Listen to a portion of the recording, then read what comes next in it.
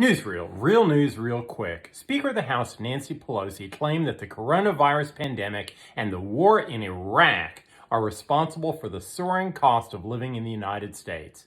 Pelosi's own office later corrected her statement to read Ukraine, in keeping with the rhetoric of her fellow Democrats.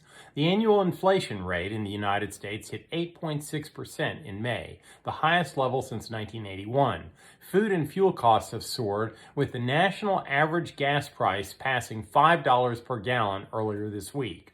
According to a recent Wall Street Journal poll, 83% of Americans rate the country's economic state as poor.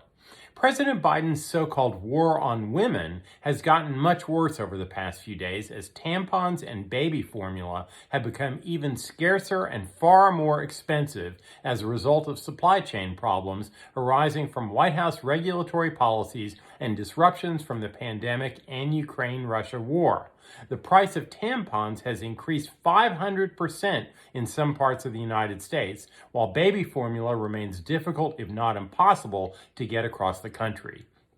President Biden's approval rating has fallen to 39%, according to a USA Today Suffolk poll released Friday morning.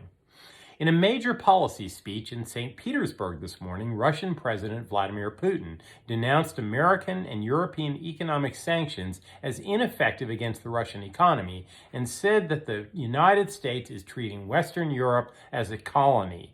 Putin said that global politics will be very different from the way it has been as the international order has changed. No kidding. The animal rights organization People for the Ethical Treatment of Animals, PETA, announced it opposes a California animal shelter's decision not to provide animals to those who believe the Second Amendment allows them to buy certain types of weapons.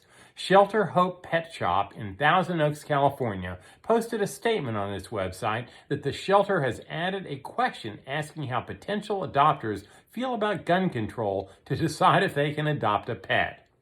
And finally, on Saturday, former Beatle Paul McCartney will turn 80 years old. McCartney has been one of the most prolific songwriters in music history and continues to perform his songs in concert as well as write them. Happy birthday, Paul. And that's the way the world is. See you next time.